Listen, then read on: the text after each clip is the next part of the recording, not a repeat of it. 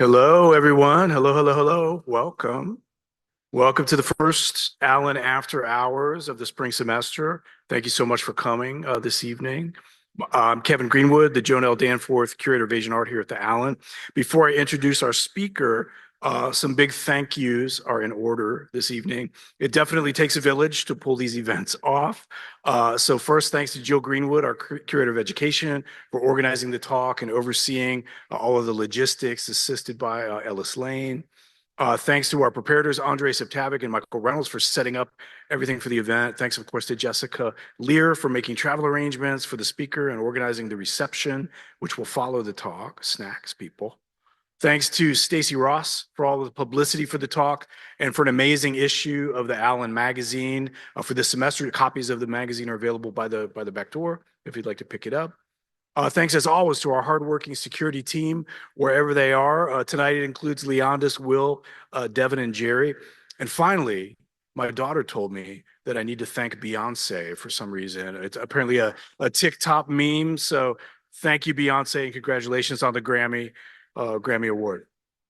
So tonight's talk will be followed by a reception with snacks and drinks in the East Gallery behind me.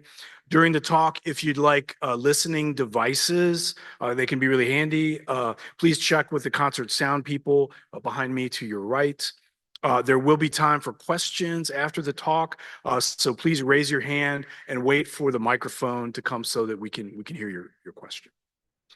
All right, we have quite a few amazing exhibitions on view this semester, something for everyone, and I hope you get a chance to experience all the new works and our framing of them. See what I did there? Over the next few months. However, the exhibition that inspired us to invite our speaker this evening is upstairs in the Ripon Gallery. It's titled Eight Views, Place, Picture, and Poem in East Asia. It was organized by me and Ann Sheriff, professor of Japanese, who's right here, and the students in her wonderful class on art, literature, and the environment titled Green Japan. I think the exhibition is a great example of how the Allen has become an integral part of learning on campus. From the beginning, Ann conceived of this exhibition as a unique part, perhaps the culmination of the course. Both I and our speaker today, Professor Lee, did guest lectures for that class, and I worked with Professor Sheriff and her students to develop a checklist of the works for the show. Finally, Professor Sheriff and I transformed the very thoughtful essays and research by the students into the wall labels that you see upstairs. My curatorial assistant, Joanne Kim, has also made an amazing video for you, the 8 Views of Oberlin, which will soon be dropping in your social media feeds next week, probably. All of that brings us to our speaker tonight. It is my great pleasure to introduce Dr. De-nin Lee, professor of art history at Emerson College in Boston, an expert in Chinese and eco-critical approaches to art history. Dr. Lee has published extensively on landscape painting, environmental perspectives, and cultural exchange. Her 2010 book, The Night Banquet, a Chinese scroll through time, decoded and tracked the evolving meanings of one of the more captivating and cryptic figural paintings in all of Chinese art history. Her current book project, Mountains and Rivers Without End, Chinese Landscape in the Anthropocene or Anthropocene, examines traditional landscape art through contemporary environmental frameworks. Dr. Lee earned her PhD from Stanford University and has received numerous fellowships, including from the Fulbright Program, the National Endowment for the Humanities, the Luce Foundation, and the National Museum of Korea. Her pioneering work integrating ecological perspectives into art historical analysis makes her ideally suited to help us understand how historical landscape paintings and prints speak to current environmental concerns. Dr. Lee has written that art history has played a complicit role in perpetuating the ecological damage of the Anthropocene. Yet, she has also argued that, quote, art history, a field of human inquiry predicated on careful observation, can help reveal rather than obscure with greater accuracy the scope and complexity of the problems and thereby guide the thinking behind solutions. Please join me in welcoming Dr. Lee. I had some thanks to offer before I started, but I think that Kevin has been so thorough that I only have two things to add. One is to thank Kevin for inviting me as well. And the second one is to thank you all for hanging in there while I begin with technical difficulties. All right. So we're here for the views, right? And let's begin with that. More technical difficulties. All right. Um, bird's eye view. Scenic overlook. A room with a view. A panoramic view. These are some phrases and some artworks that suggest how we as humans think about views. And such views have led me to wonder, how is it that we construct views, and how do views construct us? The reasoning behind these questions is that views are not naturally given to us or present.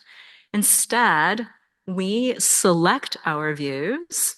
We select our views, positioning ourselves at a particular distance, choosing an angle, making decisions about what to include and what to exclude. Think about every time you take a photograph. Each time you do so, you are constructing a view.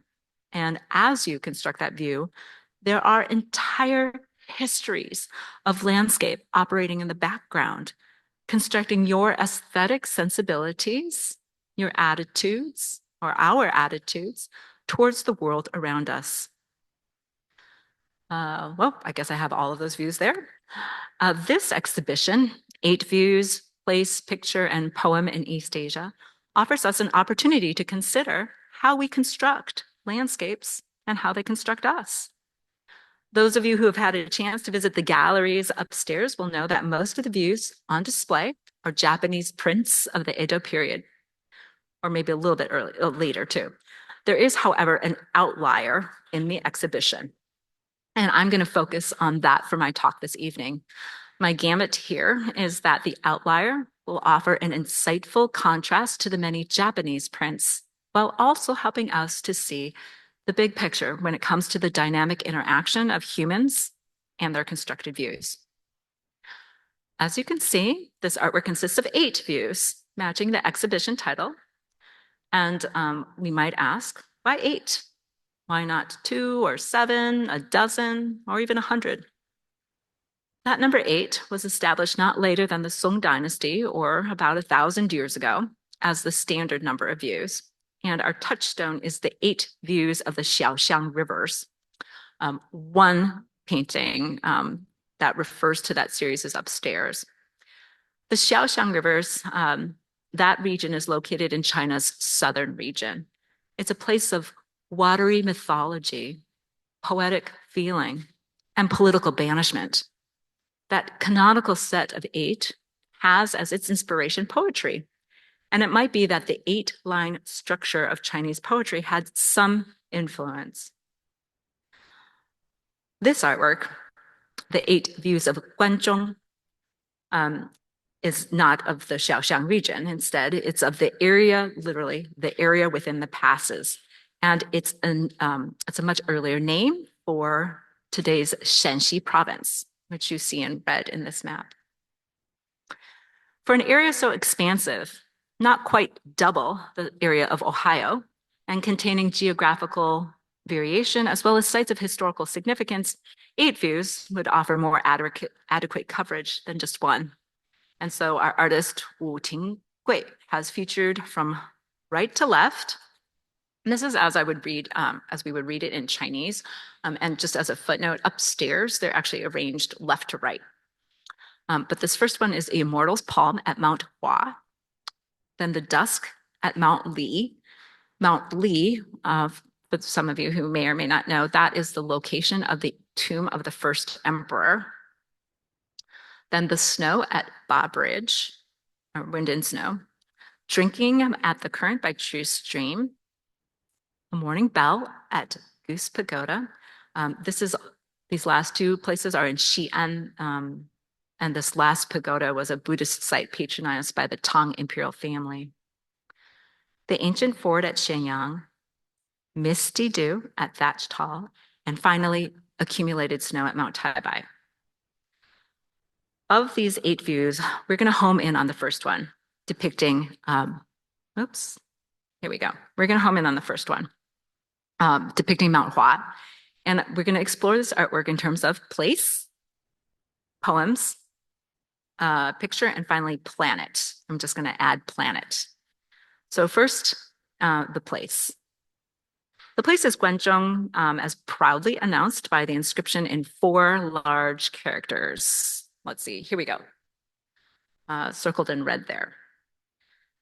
The history of Guanzhong, it's a place that's bound to politics and political history. It's the heartland of the state of Qin. And here I'm showing you just a photograph that shows this archaeological site of the tomb of the first emperor of Qin. So some 2,500 years ago, the Qin rose as a powerful force, conquered its rivals, and unified the realm, and gives us the source for our word, China. In this artwork, the association between Guanzhong and the Qing dynasty is underscored through the style of calligraphy. The Qin had a mighty army, but the government also drew strength from the politics or the policies of standardization, whether of axle width to facilitate transportation, or laws to compel compliance, or writing to communicate those new laws. So on the right-hand side is an image of a steely rubbing that includes Qin dynasty proclamations. Zooming in, you can see more clearly the Qin dynasty script. There's a kind of invisible grid governing the space for each character. Each character is then clearly written with smooth, even lines to generate a balanced composition. And now here I'm picking out 4 characters for comparison so that you can really see the similarity in the script. There are these distinctive stylistic traits, including there are these circular components in the first characters. There are these extra horizontal line in both of the second characters. In the third character, the line is a little bit bent or modified to include a curve. And then in both of the fourth characters, these square elements are kind of have these rounded edges. And then 2 strokes, as you would write in kind of modern Chinese, are kind of made into one and bent to form this upside down arc, right? You see these kind of similarities in the script. Right, so in selecting and naming the place of Guanzhong, our artist has simultaneously selected a historical moment, a time when that place became crystallized in human history. Now, among the 8 views representing Guanzhong, our artist Wu gives pride of place to Mount Hua, especially a distinctive geological feature, which is called the Immortal's palm. And it's noted by these other 4 characters circled on the left-hand side. Now, the feature resembles a large handprint, and it's located on the sheer cliffside of East Peak, one of several peaks that comprise Mount Hua. It's a geological feature that had been of interest for quite a while. Oops. Here I'm kind of giving you a photograph so you can kind of see that geological feature, how it looks today. It's kind of a discoloration just below the top of the cliff. And now it's a geological feature that's been of interest for quite a while. This example on the right-hand side is a painting dated to about 1381 and maybe focuses more tightly on that feature, the Immortal's palm. This is a kind of feature that conjures a mythic past long before the Qing dynasty. One early record asserts that Mount Hua was, quote, originally a single mountain blocking the Yellow River. So the river flowed or wound about it as it flowed past. The god of the river divine giant, pounding with his hands and stomping with his feet, broke it apart into two. And to this day, traces of his hands and feet remain, unquote. Here is a later woodblock print that attempts to show us the giant's handprint and its footprint. It suggests, too, that the artist Ding Yunpeng did not himself travel to Mount Hua, because note how he locates that handprint not at all near the top of East Peak. And as for the footprint, a 14th century painting by Wang Lu, oops, here's the handprint and the footprint. That 14th century painting on the left-hand side actually shows you what someone who traveled to Mount Hua saw when it came to the footprint. It was quite small, and in his own travel log, he wrote he was underwhelmed. So Wǔ Tinggui, our artist, does not bother with the footprint at all. The hand alone seems more effective to capture a kind of superhuman, indeed geological power behind the formation of Mount Hua.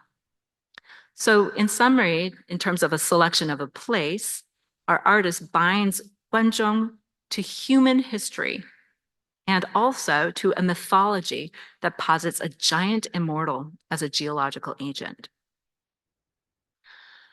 Next, I think we should consider the poem. The long inscription on the artwork is a poem, and it consists of 2 verses, 4 lines each. I've transcribed the Chinese, I think here on the left-hand side, and then translated the rough translation of the first verse on the right. So there are the scars of being dismissed from office, where to search for. Towering great Hua shoots up through dense clouds, crying out, 万岁, some kind of manner. There's some words that are lost here. Since antiquity, he has long held a loyal heart. The poem describes a loyal official who has been wrongfully dismissed from office. Frustrated, such a man might choose to become a Taoist hermit, retreating from politics and living out his life in a remote wilderness, such as Mount Hua, which over the centuries indeed has become the site of numerous Taoist cave dwellings and temples. This dismissed official, nevertheless, remained loyal to the emperor, voicing support in phrases such as 万岁. It literally means 10,000 years, but for us, a rough equivalent might be a phrase like long live, as in long live the emperor. The phrase about the loyal heart is metaphorically captured also by the phrase draw near the sun. And it refers actually to a specific individual, Cheng Yi, of the Three Kingdoms period. So quite early on, a couple centuries, millennium and a half ago. The sun is a metaphor for the emperor. And so Mount Hua rising toward the sun and the loyal hermit are conflated. So this first verse of the poem transforms Mount Hua into a symbol of political loyalty. Moving on to the second verse, the time frame shifts from a kind of the past to a timeless present. A stone lotus, just as ever, holding up the rosy heavens, pointing out the stars, directing the clouds' flow, flowers descend ceaselessly. The thumb, never shy, is the world's monk. Now, the focus is on the mountain itself as a protagonist, be it lotus, or arms, or a finger, or a thumb. With its several petal-shaped peaks, Mount Hua is known as the stone lotus, or Lotus Mountain is another name for Mount Hua. So it's holding up the red-tinted shadows across the sky and pointing, like hands gesturing to the stars. The mountain affects the flow of clouds, and then less overtly, the phrase about flowers descending is a reference to a scene of Buddhist teaching in which flowers descend ceaselessly as a metaphor for the Buddhist preachings of the Dharma. So we could also read that line as the Dharma descending ceaselessly. Continuing with that anthropomorphic imagery of the mountain as a hand, that last line imagines the largest digit, the thumb, playing the role of a monk or religious instructor to the world. If we take a closer look at that upper portion of that artwork depicting the Immortal's palm, we see the palm at the left, right? That's East Peak. And then there's an image of a robed, tonsured figure, perhaps a Buddhist monk suggested by the poem. And that's on the right, which is West Peak. Now, unlike Immortal's palm, the figure that's placed in West Peak in our artwork, to my knowledge, has no material component at Mount Hua, not a carving, nor a kind of suggestive geological space or shape. So I think this is imagined by the poem or inspired by the poem. These two verses of the poem together fill the landscape with human laments, and it becomes a symbol of political loyalty, of enduring integrity, and it also serves as an everlasting teacher. So that's place, Guanzhong, Mount Hua, and poem, human laments. So now let's kind of focus more on picture.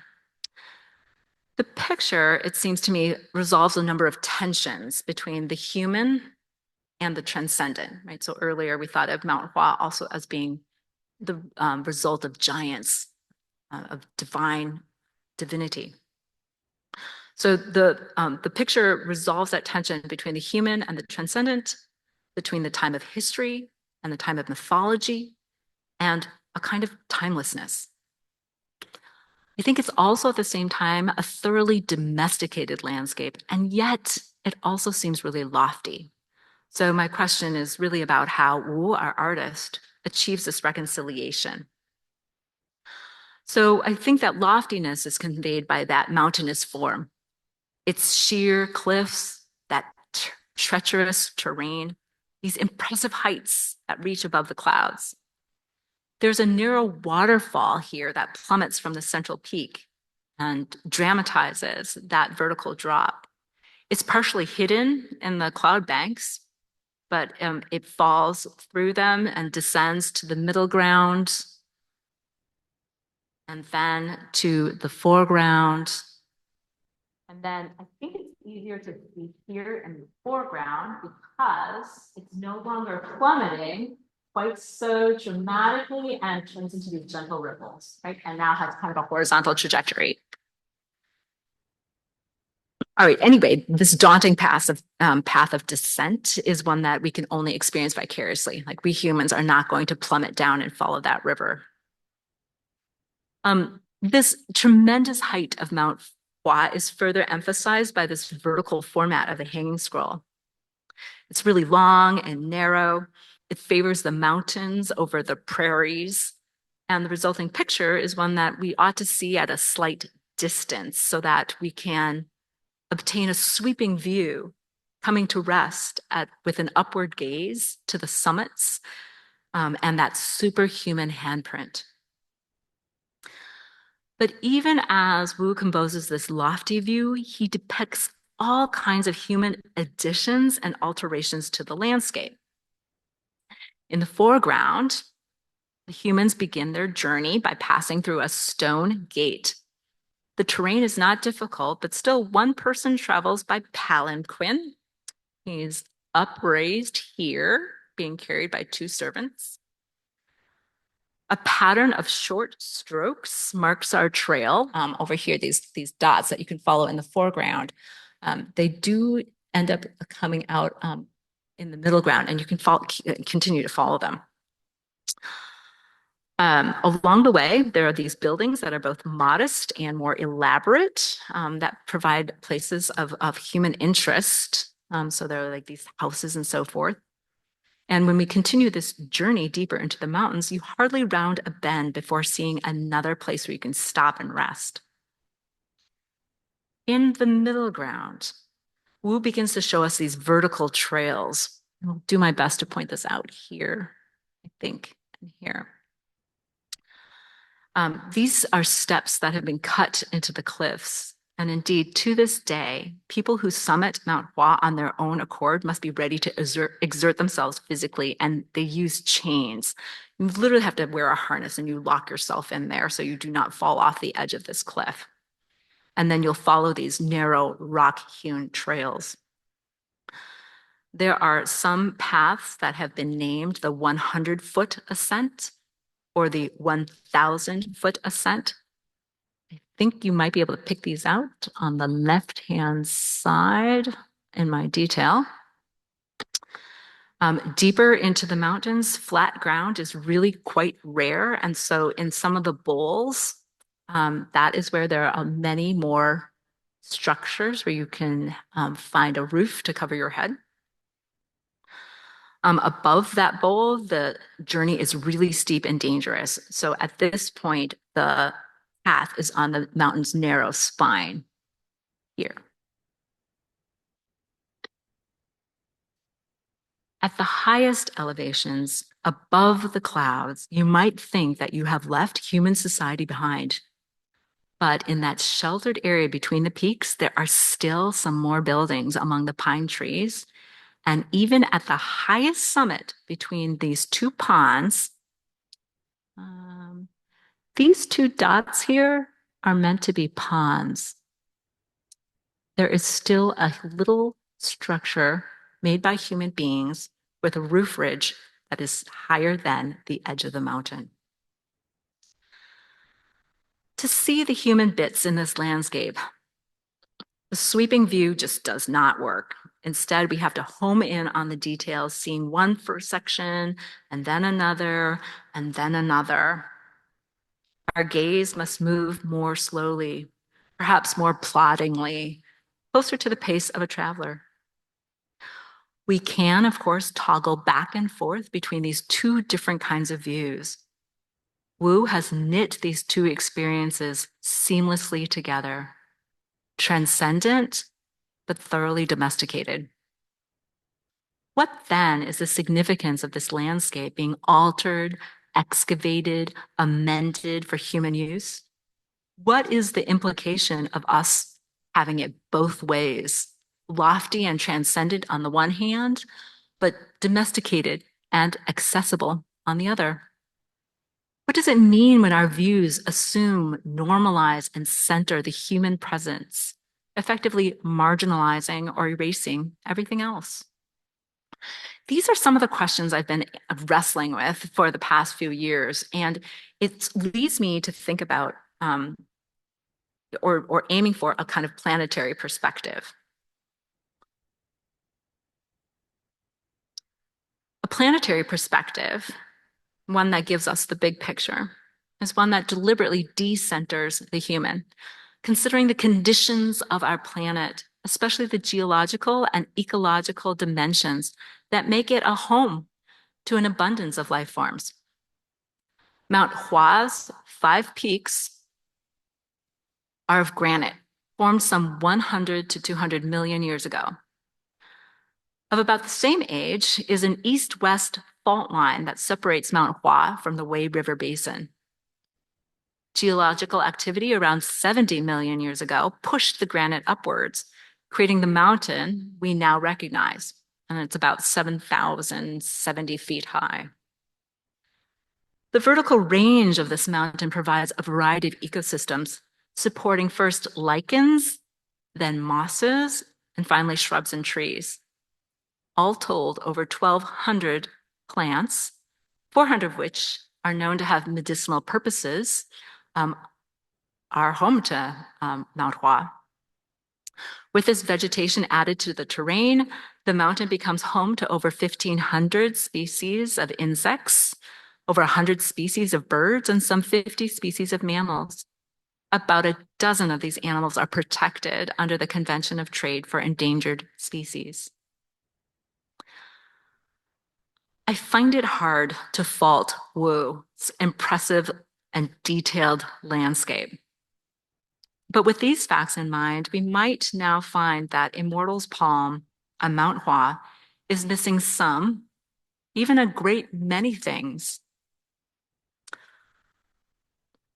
Still, a planetary perspective is not altogether missing. We have yet to consider one last component to the artwork, and that is the seals. Seals are the last addition to a Chinese landscape. They typically will bear an artist's name, and sometimes others have a poetic or philosophical content. The Immortal poem has two seals. The first one, literally, heaven formed, earth built. It's a phrase that comes from a Song Dynasty text, so about 1,000 years ago, and it is a text about the Southern Garden.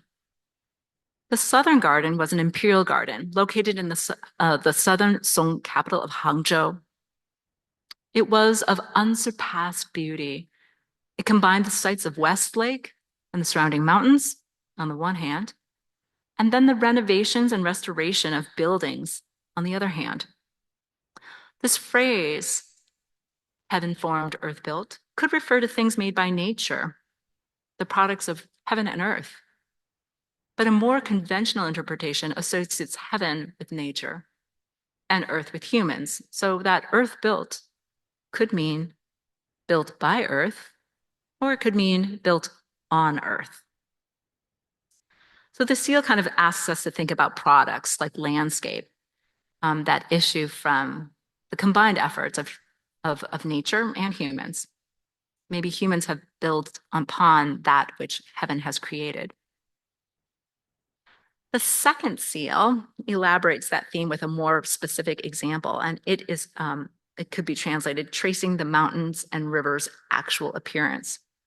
This is an assertion on the part of the artist himself, Wǔ Tinggui.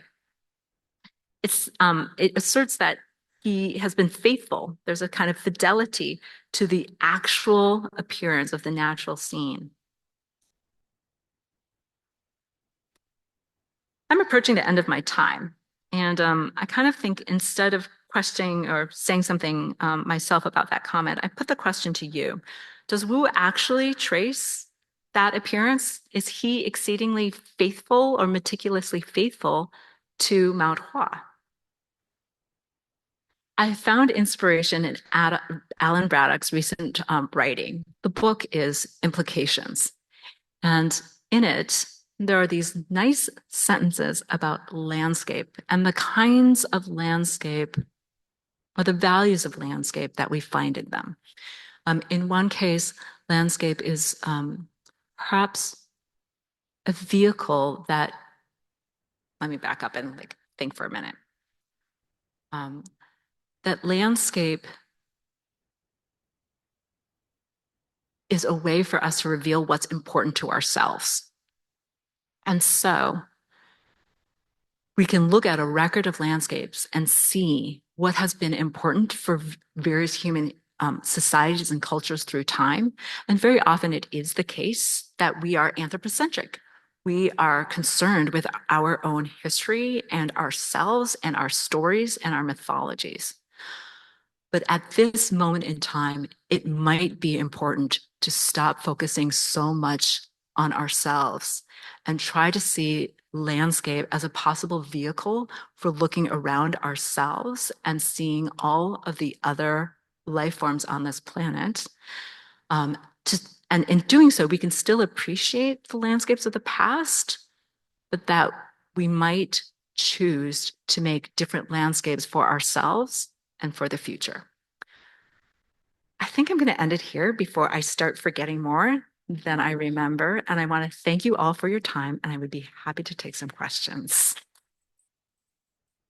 I wonder how you personally feel about the faithfulness of the artist to the actual landscape. My own sense about the faithfulness of the artist to their own landscape is I'm of two minds about it. One is I think that there are conventions of the genre. The artist must still conform to conventions. So for example, that vertical format, or in another case, centering the peak, right? We rarely put our peaks exceedingly off center. Let me see if I can find a good overall image. Something, okay. So on the one hand, he has to conform to conventions because people expect a landscape to look a certain way. You cannot be utterly faithful, or you cannot be utterly responsive to what you see. You kind of like shift your frame a little bit. And then part of that also, I think, a part of that process is editing. And one of the things that he edits out are any animals that he might have seen. They just don't make it in. He does include deciduous trees below that alpine line, and then up above the alpine line, it's going to be pine trees. But that part is like somewhat accurate. So I think he's not been completely faithful, but he certainly is more faithful than, say, the woodblock print that I showed you with the handprint on one side and the footprint on the other side. We really do not have evidence of a footprint. One other way in which I think he has not been faithful to what he has seen is his inclusion of that monk on the right-hand side, right? That is, maybe a more obvious addition. So there are two ways to not be faithful, right? Subtraction and addition. Yeah, thank you for the question. Thank you. Continuing with this idea of being faithful, I wonder if the artist is, because the way that you experience this work is, you can see it at a distance, but as you sort of hinted at in your talk, you really have to get up close, and then it's an immersive experience, and you're, tracing this pathway all the way up to the top. So is he in a sense being faithful to the experience of the mountain, maybe beyond the appearance of the mountain? I like that. I think that he is aiming for some fidelity to the experience. And maybe we have the treacherous feeling of that experience because the trail is really precipitous there. If you go onto YouTube, people do videotape themselves on this trek, and they really aren't like locked in, and they were doing this off the edge of the cliff. Very dangerous. I don't think I will ever go there. But I think he doesn't make it as arduous. And from what I've read of the travel logs from the 14th century, it is really arduous. And like you never feel the cold or the wind or the soreness. Nowadays, you can take a tram up there. It's very cushy. But in the 14th century, they only brought up so much food and the weather shifted. And he had to worry about whether or not they had enough food to make it all the way back down. And I'm talking about a different person. So there's a little bit of faithfulness, but not entirely so. So I'm not very familiar with how seals operate in Chinese works generally. So I was wondering if it's common for them to function as kind of like this is what the artist has been thinking about, and maybe the themes that he wanted to incorporate like it does in this work. Seals can have a number of different, they can express a number of different ideas, let's say. Definitely there are cases in which the seal is the artist's name. Sometimes the artist doesn't use their given name. Sometimes they have these, what we will call studio names or style names. And so that's a name that you give yourself. Maybe it's a little bit like having an artist's name these days. And when you have your own invented name, it becomes possible to imbue that name with a certain set of values, or it can also be referential so that you demonstrate your knowledge base or your cultural cachet, that sort of thing. In this particular case, that these two seals were chosen, in part, I think has something to do with the artist, but in this case, I think it has very much to do with the landscape and the artist's view of the landscape. That seal about actually both of them, I think, are a little bit of a brag, right? That I have been able to do this. Check it out. Like what I can do competes with heaven, what heaven can do. Did I answer your question? Did I get to it? Okay, all right, great. Thanks. I was just curious, like until you pointed out that the like two dots at the top were ponds, it felt like almost like a personification of the mountain. And I was wondering if you think that was like deliberate. I think it's unlikely that it was a personification of the mountain. These two lakes are described historically, so people know about them, and it is one of their destinations. They actually want to make it up the spine of that mountain so that they reach those two ponds.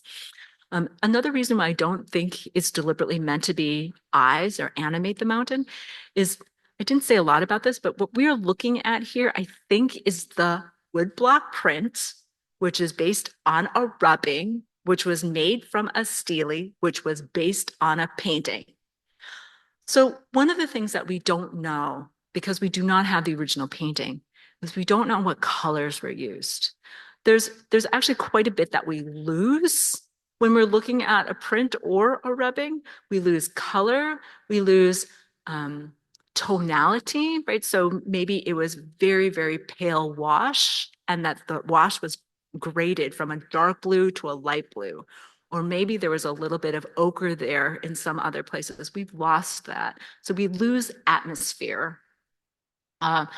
What we gain instead is kind of a more graphic, hard-edged quality of the landscape. And maybe there's some advantages to that so that you can see more clearly the shape or the delineation or the texture.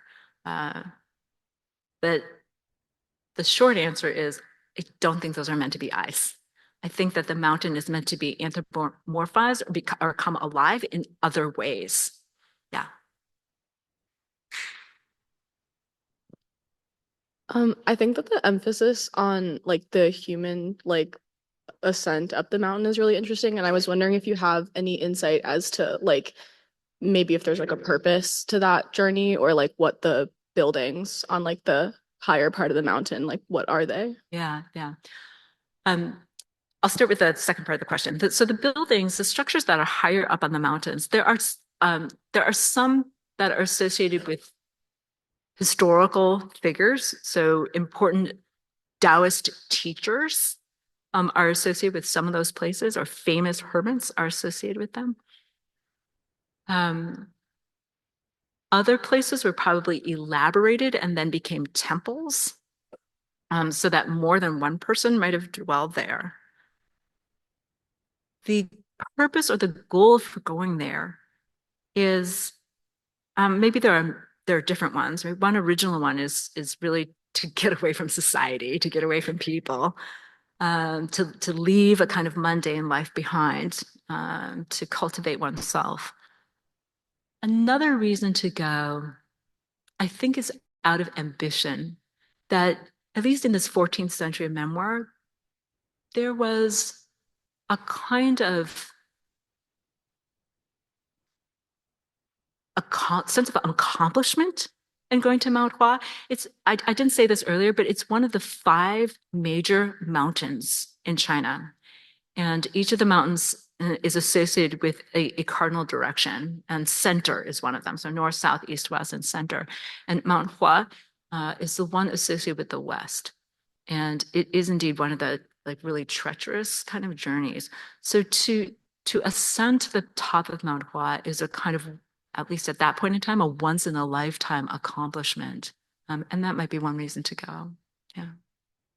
In studying the Eight Views, reading about some of the poetry that were original inspiration for this vast visual culture of the Eight Views, we learned that exile, political exile from the capital and banishment was a major theme in that poetry and in the early paintings. In looking at these works,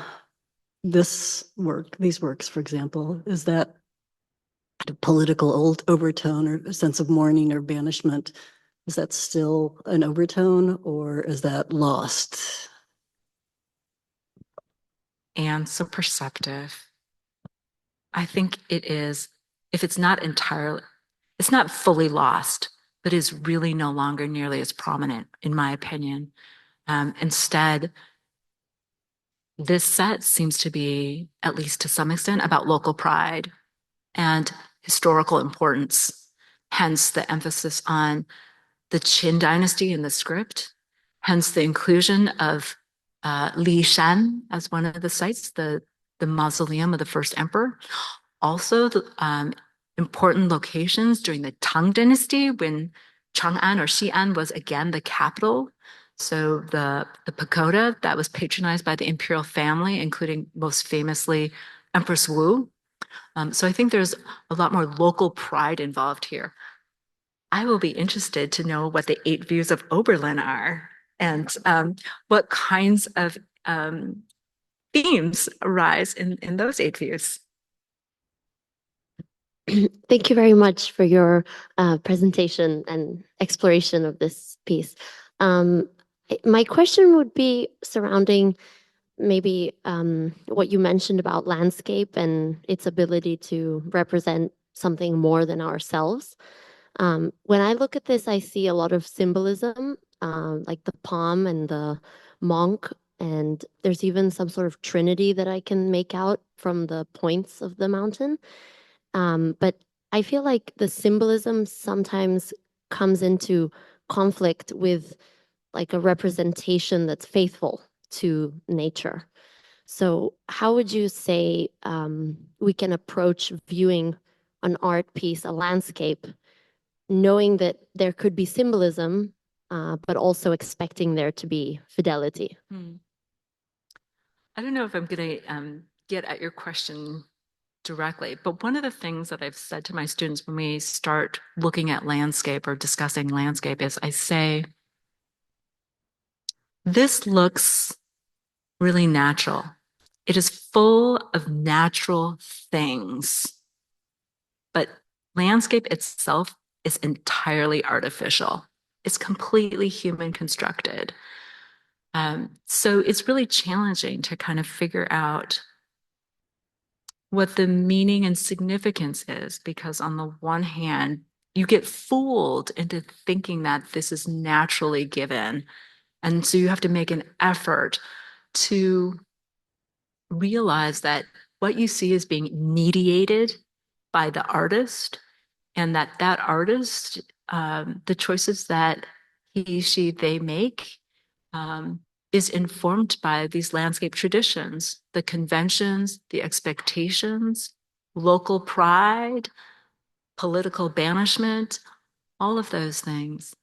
Yeah.